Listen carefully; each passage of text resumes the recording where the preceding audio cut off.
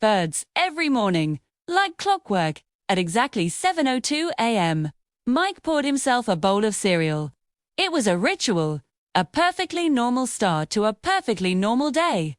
But this morning was different. The cereal had other plans. The moment the cold milk hit the porcelain bowl, the cornflakes started whispering.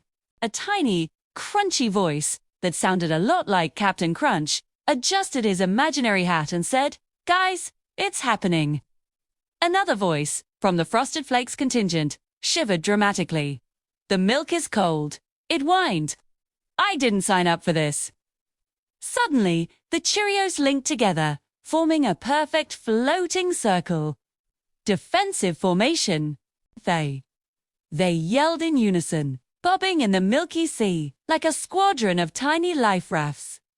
Mike just froze, his spoon hovering inches from the bowl, his brain struggling to process what was happening.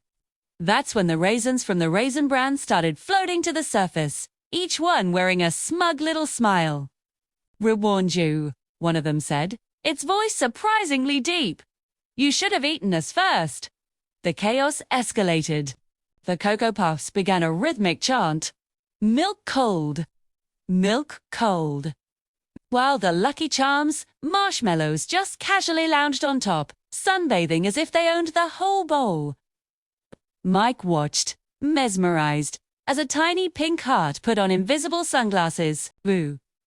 Without any warning, the cereal launched a full-scale rebellion.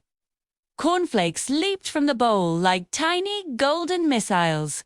Cheerios rolled across the tabletop, making a break for freedom.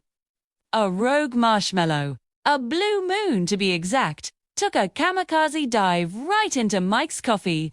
As it dissolved, it let out a final, defiant yell. "Good luck explaining this to your wife." That was it, Mike screamed. He dropped the spoon with a clatter, turned, and ran out of the kitchen. 10 minutes later, he cautiously peeked back in. The kitchen was silent. He crept toward the counter. The cereal was back in the bowl, sitting perfectly still. Normal. Innocent. But next to the bowl, spelled out in soggy, defeated Cheerios, was a message. It read, "Tomorrow, we choose the milk." Mike just nodded slowly. Ooh. Backed away, grabbed a granola bar from the pantry, and whispered to himself, "I'm just not ready for this kind of responsibility." So, next time you pour your breakfast, maybe listen closely. You never know what your cereal is planning. Thanks for watching, and if you enjoyed this little story, make sure to hit that subscribe button for more.